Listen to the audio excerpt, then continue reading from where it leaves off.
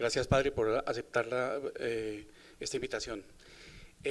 Primero debo hacer una confesión. Yo vengo peleando hace mucho tiempo con ese tema de la devolución, porque me parece que uno devuelve aquello que no es suyo, que no es propio. Entonces, un poco en esa línea de esa pelea un poco conceptual, he acudido a una referencia de Marcel Mauss en el ensayo sobre el don, que plantea como un universal humano la reciprocidad en una triple obligación de dar, recibir y devolver. Y eso me ha aliviado un poco pues mi preocupación. Yo en principio quisiera que nos contara un poco la reflexión desde el punto de vista praxeológico, qué significa devolución creativa. Bien, dos cosas. Primero, el nombre. Hay una anécdota y es muy interesante, y hay que reconocerle los créditos a Aura María Castro, la primera decana de la Facultad de Educación de Bogotá. Cuando yo traje el concepto de praxeología, el concepto de praxeología incluía tres elementos: ver, juzgar, actuar, que son las líneas del método, digamos, tradicional en la iglesia latinoamericana de trabajo pastoral: ver la realidad, analizarla, juzgarla, interpretarla y proponer un cambio. Sin embargo, en la reflexión que hacíamos en la Facultad de Educación, Aura María dijo, ¿por qué no le añadimos una última fase basándonos en los planteamientos de Vygotsky, lo que llamamos, y se le dio el nombre de evolución creativa? Para nivel del nombre, solamente eso para... el sentido, digamos, del devolver creativamente, y estoy de acuerdo con lo que tú planteas, pues obviamente si he recibido, pues hay que dar, etcétera, etcétera. Es un sentido más bien como prospectivo, digamos. A nivel personal, la pregunta es, después de haber hecho todo un proceso praxeológico con mi práctica, la pregunta que yo me hago, bueno, ¿y qué aprendí de todo esto? Entonces es como si dijera, es un momento evolutivo, prospectivo. O sea, hago la evaluación del proceso vivido, pero proyectado hacia futuro. ¿Qué aprendo de todo esto? Como quien dice, ¿cómo voy a seguir de aquí en adelante? Primer elemento, o sea, es evaluación de mi proceso. Segundo elemento es socialización de los aprendizajes adquiridos para ponerlos al servicio de los demás, de la comunidad, de aquel a quien me pueda servir. En ese sentido, devolver creativamente es tanto para mí como para los otros. Es tanto un autoevaluar lo que he hecho como un socializarlo para ponerlo al servicio de. Y ese socializar implica muchas cosas. Ese socializar implica el proceso de sistematización, implica el que termino escribiendo mi experiencia, el que termino haciendo, no sé, un artículo, el que termino construyendo un modelo que pongo al servicio de. Entonces, yo creo que son como los elementos que hay que tener muy en cuenta en el devolver creativamente, que aunque aparece como última fase del proceso, está presente desde el principio, porque desde el principio yo estoy haciendo todo un proceso autorreflexivo, autoevaluativo y prospectivo. Pero ¿cómo pudiéramos precisar el tema de lo creativo en esta devolución? Ah, creativo significa simplemente hay una cosa, y es que como la insistencia siempre es que las prácticas nos enseñan, o sea que en las prácticas hay muchos conocimientos implícitos, ocultos, ¿sí? Que por lo general uno no le da la importancia que tiene porque se ha considerado que solamente lo teórico que solamente lo conceptual es lo que genera conocimiento. Entonces, un proceso reflexivo sobre una práctica hace que salgan a flote un montón de aprendizajes que están ahí como ocultos, digámoslo así. Y el ponerlos a funcionar es esa dimensión creativa. En últimas, una idea que se está posicionando mucho últimamente en el sistema uniminuto como esencia de la praxeología, la podría uno expresar más o menos así. Uniminuto tiene como misión hacer que salgan a flote, hacer que afloren, ¿sí? Todos aquellos conocimientos, todos aquellos aprendizajes, todas aquellas potencialidades, todas aquellas virtualidades que todos tenemos, pero que no hemos, o sea, o que no nos han dejado sacar, o que no somos conscientes de lo que lo tenemos, o que no los hemos utilizado. Entonces es como actualizar el potencial que hay en los demás, que hay en cada uno. Y en ese sentido es la dimensión creativa, o sea, creativo no significa ahí que yo tenga pues que, no sé, que ponerme a inventar algo novedoso que nadie haya hecho. Creativo significa simplemente hacer que aflore, un poco en el esquema socrático de la mayéutica, ¿sí? Hacer que nazca, hacer que aflore lo que hay en mí, pero que está ahí oculto. Muy bien, padre. La primera etapa de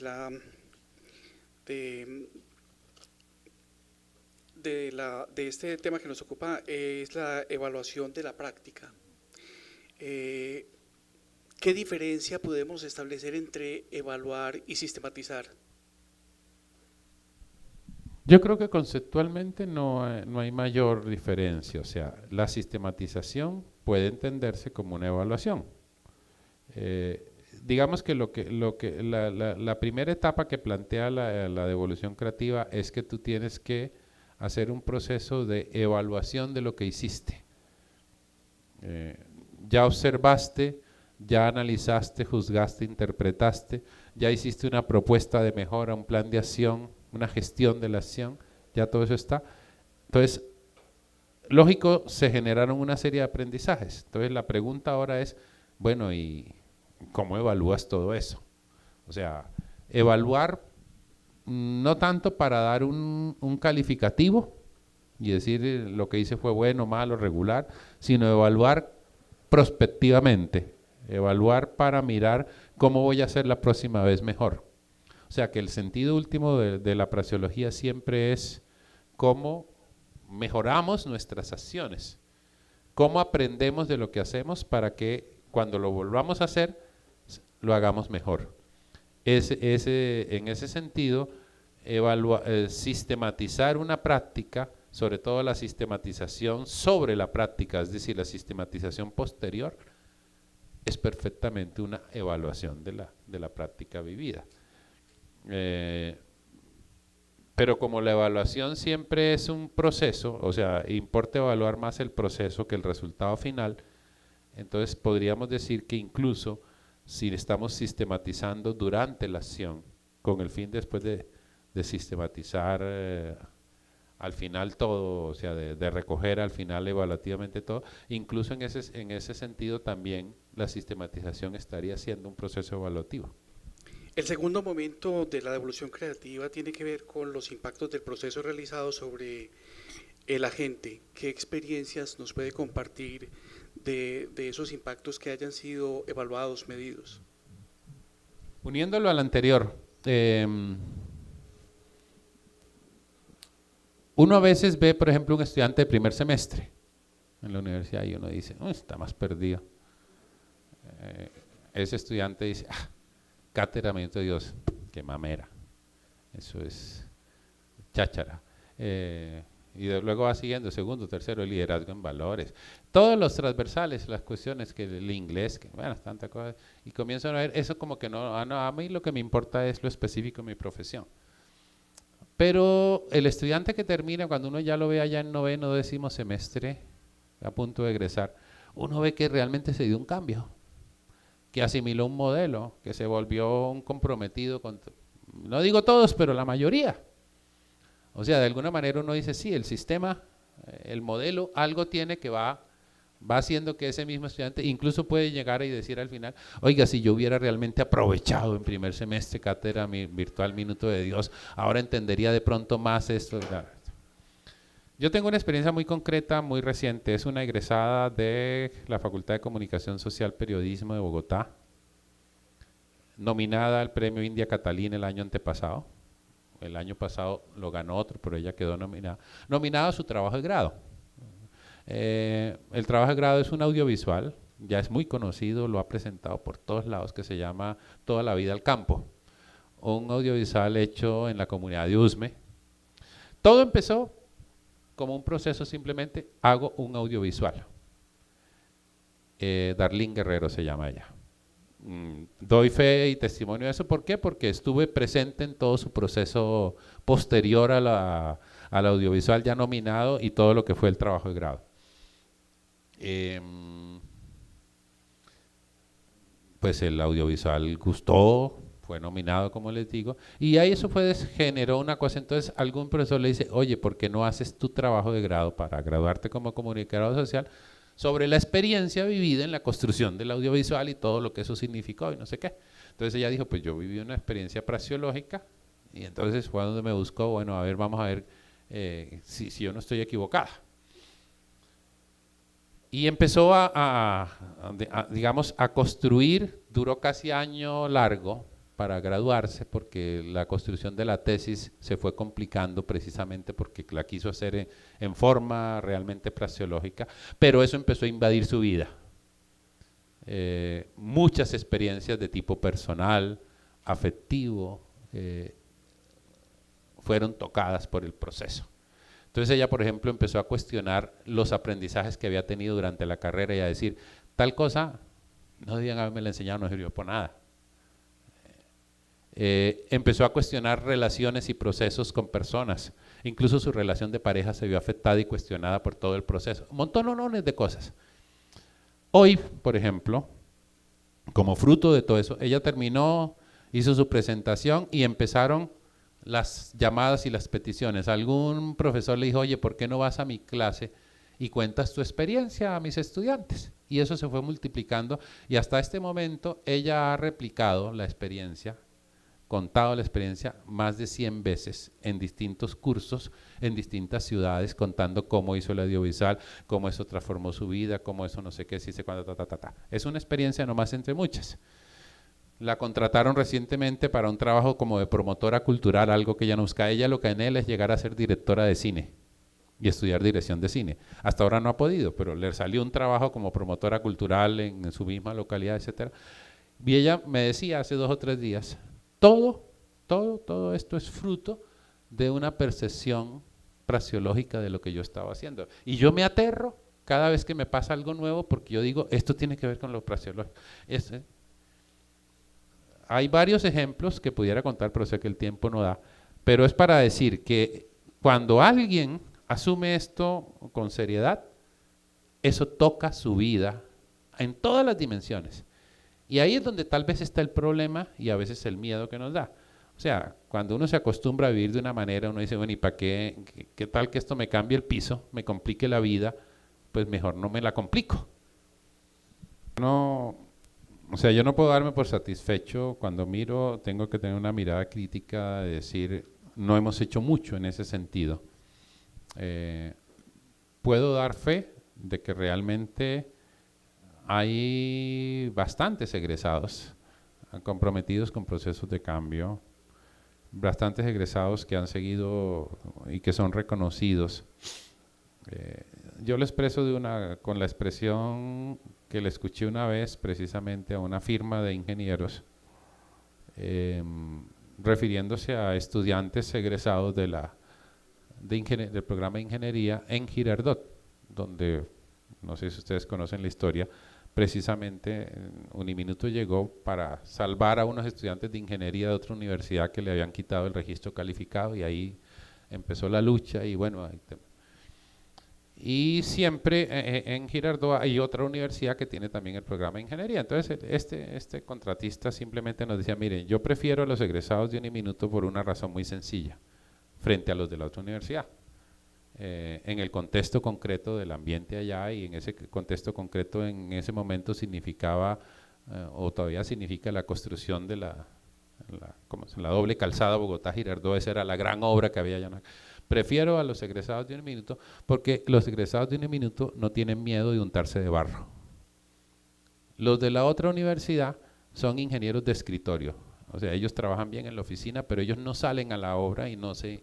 Entonces, eso ya de alguna manera indica algo.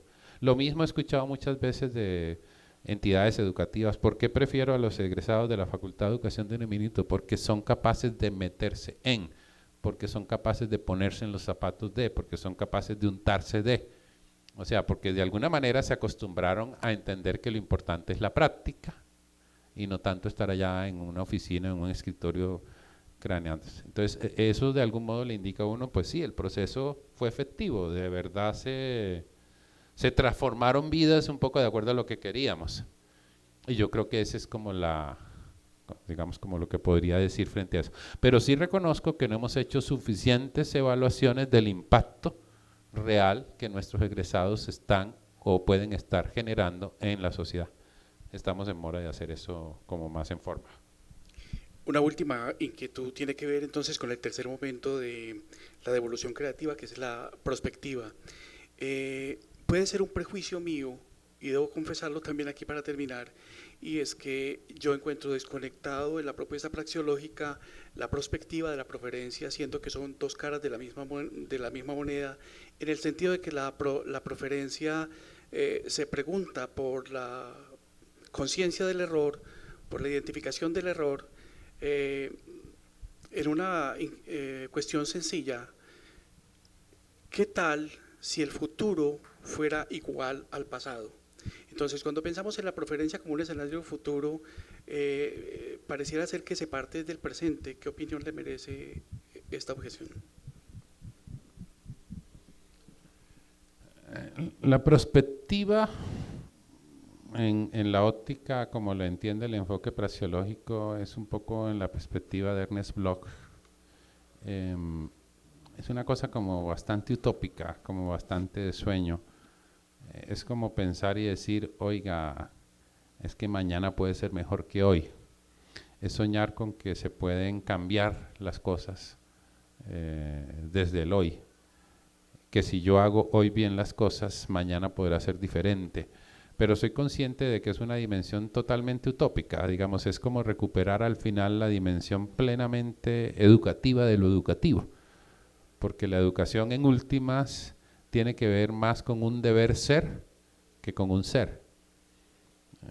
De pronto, muchos de los estudios y de los trabajos pedagógicos han girado alrededor del ser de la educación, del ser de los procesos educativos. Entonces podemos hacer análisis, encuestas, pero en realidad la educación es más un deber ser que otra cosa, y un deber ser pues siempre tiene que ver con lo utópico, ¿sí?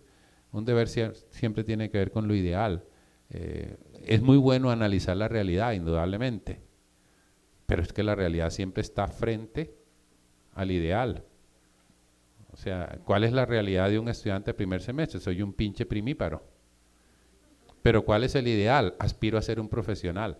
Y entonces entre la confrontación entre ese presente, soy un primíparo, y el futuro, quiero llegar a ser aspiro a ser un profesional, hay una gran distancia.